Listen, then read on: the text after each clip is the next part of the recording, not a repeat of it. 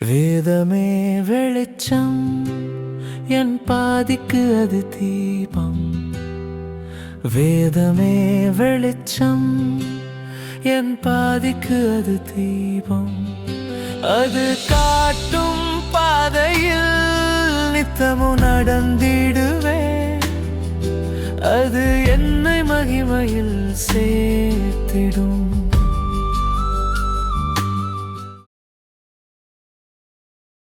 இயேசு கிறிஸ்துவின் நாமத்தினாலே இந்த மாலை நேரத்திலே உங்களை அன்போடு விட வாழ்த்துகிறேன்.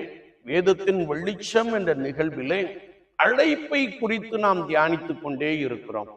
இன்றைக்கும் 2 நாளாகமத்தின் புஸ்தகம் 32ஆம் அதிகாரம் 25ஆம் வார்த்தையை நாம் வாசிக்கின்ற பொழுது, மனமேட்டிமை ஆகாதிருக்க அழைப்பு என்ற ஒரு வார்த்தையை நாம் இங்கே அறிந்து கொள்ள முடியும்.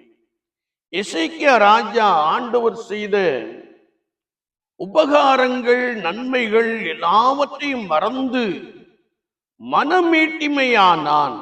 அவனும் எருசலேம் ஜனங்களும் மனமேட்டிமையாகி ஆண்டவரை விட்டுவிட்ட ஒரு காட்சியை குறித்து வேதம் சொல்லுகிறது. எனவே ஆண்டவர் எசேக்கியா மீதும் எருசலேம் ஜனங்கள் மீதும் கடும் கோபம் கொண்டார். ஆண்டவர் கடும் கோபம் கொண்டார் என்பதை அறிந்து கொண்டே எசேக்கியா ராஜாவும் ஜனங்களும் ஆண்டவருக்கு முன்பதாக தங்களை தாழ்த்தினபடினால் ஆண்டவருடைய கோபம் விலகிற்று என்பதை குறித்து இந்த பகுதியிலே நாம் மிக ஆழமாக அறிந்து கொள்ளுகிறோம். என்னை கேட்டுக்கொண்டு இருக்கிற என் அன்பு சகோதரனே, சகோதரியே, கர்த்தராகிய இயேசு கிறிஸ்து உங்களுடைய வாழ்க்கையில செய்த உபகாரங்களை, நன்மைகளை, கிருபைகளை ஒரு நாளும் மறந்து போகாதிருங்கள்.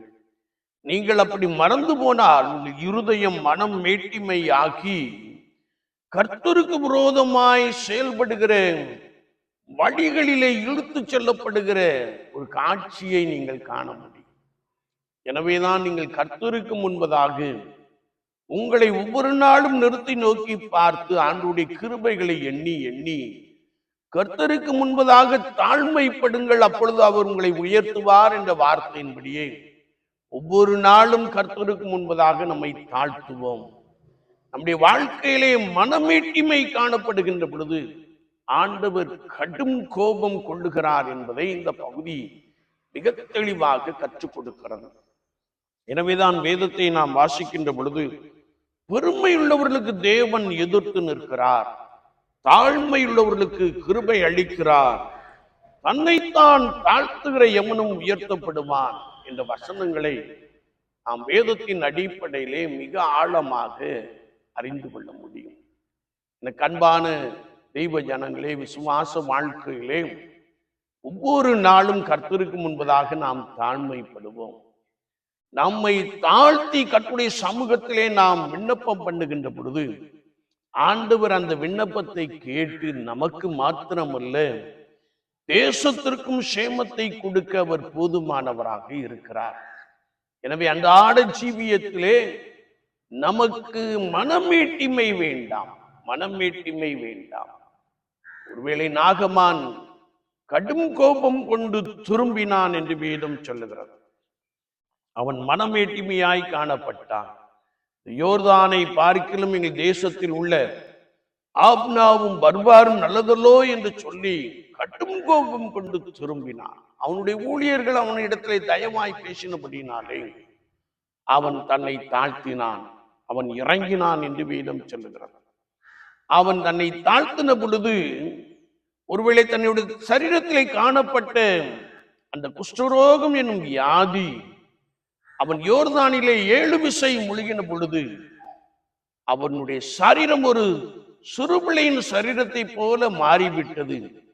அவன் அற்புதத்தை பெற்றுக் கொண்டான் என்று வேதத்திலே மிக தெளிவாக நாம் அறிந்து கொள்ள முடியும். ஒருவேளை அவன் கடும் கோபப்பட்டு திரும்பி சென்றிருப்பானே என்றால் வியாதியிலே அவன் மடிந்திருக்க கூடும். ஆனால் அவன் தன்னை தாழ்த்தினபடியினாலே ஆண்டவருடைய வாழ்க்கையிலே மிகப்பெரிய ஒரு அற்புதத்தை செய்தார். ஒவ்வொரு நாளும் நாம் கர்த்தருக்கு முன்பதாக நம்மை தாழ்த்தி கொள்ளுவோம். கர்த்தருக்கு முன்பதாக நம்மை தாழ்த்தி அவரை நோக்கி பார்ப்போம். மனம் மேட்டிமையாய் இருக்கலாகாது என்பதை குறித்து இந்த வசனங்கள் மிக தெளிவாக கற்றுக் கொடுக்கிறது. கர்த்தருக்கு முன்பதாக தாழ்மைப்படுவோம். அவர் உங்களையும் உங்கள் பிள்ளைகளையும் பலமாய் உயர்த்துவார். ஆண்டவர் தாமே இந்த வார்த்தைகளை கொண்டு உங்களை பலமாய் நடத்துவாராக. நம்மை தாழ்த்தும்படிக்கே அவர் நம்மை அழைத்திருக்கிறார்.